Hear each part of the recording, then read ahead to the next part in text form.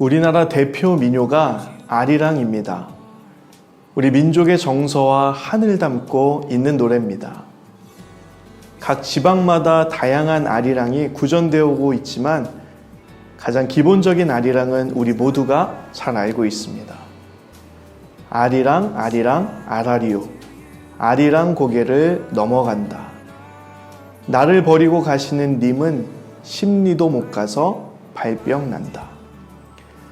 가사를 그대로 이해하면 감히 나를 버리고 가 십리도 못 가서 발병이나 나라 입니다. 그러나 아리랑은 저주가 아니라 애절한 사랑의 노래로 우리는 이해해야 합니다. 반어법이 있기 때문이죠. 본문은 하나님이 부르시는 아리랑 같은 말씀입니다. 멸망과 심판에 대한 결심 선포이기 때문입니다. 그러나 사실 이 노래는 칼의 노래가 아니라 아리랑으로 읽어야 맞습니다. 다 멸망시키겠다가 아니라 이만큼 너희를 사랑한다입니다. 그렇다면 왜 하나님은 오늘 본문에서 아리랑을 슬프게 부르실 수밖에 없으셨을까?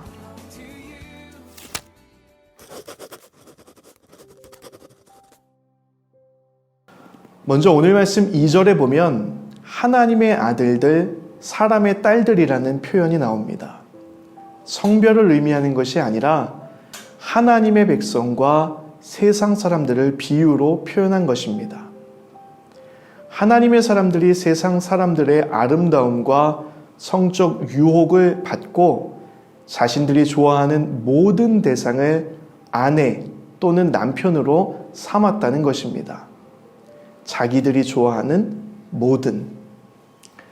하나님께서 말씀하십니다. 나의 영이 영원히 사람과 함께 하지 아니하리니 이는 그들이 육신이 됨이라.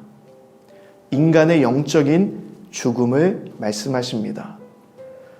물론 사람은 120년 정도 몸은 살겠지만 영혼이 떠난 인간은 죽은 것과 마찬가지입니다.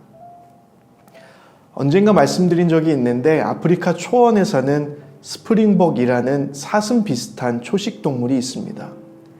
큰 무리를 이루며 살고 있는데 순간 시속이 94km나 될 수 있는 아주 빠른 동물이라고 합니다. 그래서 웬만한 육식 동물에게는 쉽게 잡히지 않는다고 하는데 이 스프링복이 어이없게 죽음을 당하게 되는 경우가 있답니다.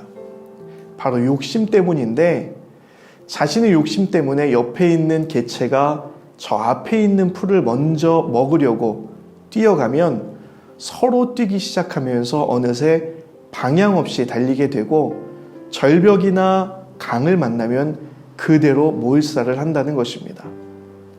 이런 집단 현상을 스프링복 현상이라고 합니다. 죄인이 된 인류의 결론이 바로 이와 같습니다. 사랑하는 여러분, 내 마음속에 있는 욕심이 하나님의 창조 질서를 망가뜨리는 동력이라는 것을 알고 계신가요? 누군가를 짓밟고 또 누군가의 마음에 상처를 주면서 욕심을 채우는 것은 모두를 위험하게 합니다.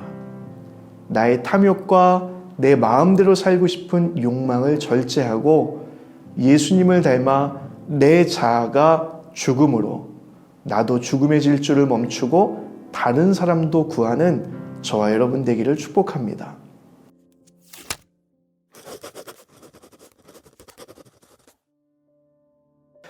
다음은 하나님의 백성이 세상 사람들과 기준 없이 섞여 살면서 낳은 자녀들에 대한 이야기입니다.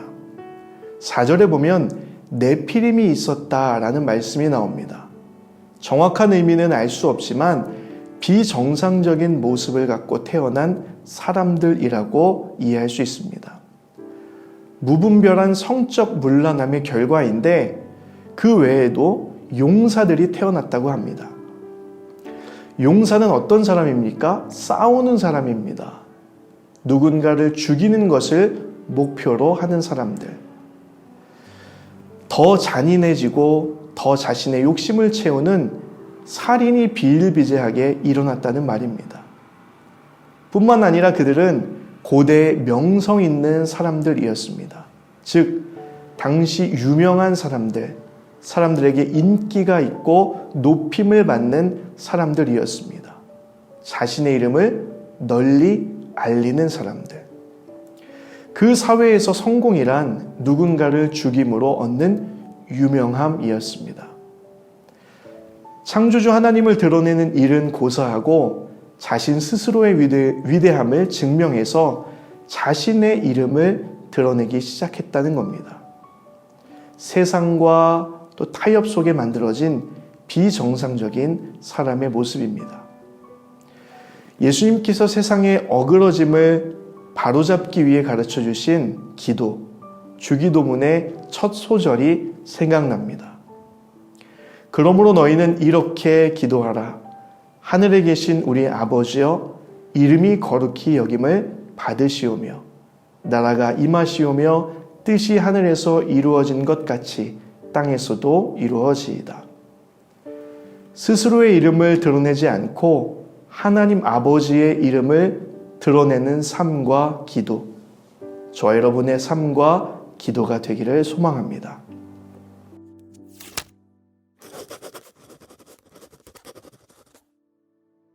마지막으로 7절에 보면 무서운 하나님의 결단이 드러납니다. 쓸어버리되.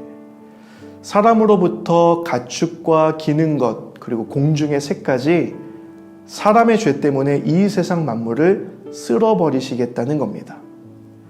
사실 이 세상을 사람을 위하여 만드셨으니 사람이 너무 변질되어 죽게 된 이 상황에서 나머지도 하나님께서는 필요 없는 것이 되어 쓸어버리시겠다는 겁니다. 그런데 7절의 결단은 사실 8절과 한 짝을 이루어 보아야 됩니다. 8절 말씀은 그러나 노아는 여호와께 은혜를 입었더라. 모든 것을 다 쓸어버린다고 하셨는데 8절에는 그러나 노아는 남겨두신다는 겁니다. 자, 여기서 드디어 하나님의 본심을 우리는 읽을 수가 있습니다. 멸망을 위한 심판이 아니라 구별을 위한 새로운 시작을 위한 심판이라는 것입니다.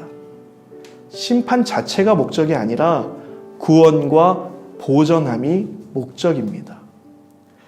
앞서 아리랑은 반어법이라고 말씀드렸습니다. 쓸어버리겠다에 담겨있는 포기하지 않겠다는 하나님의 음성이 이제 들리실지도 모르겠습니다. 사랑하는 여러분, 사람은 고쳐 쓰는 게 아니라는 말이 있습니다. 그만큼 죄인이 된 사람은 구제불능입니다.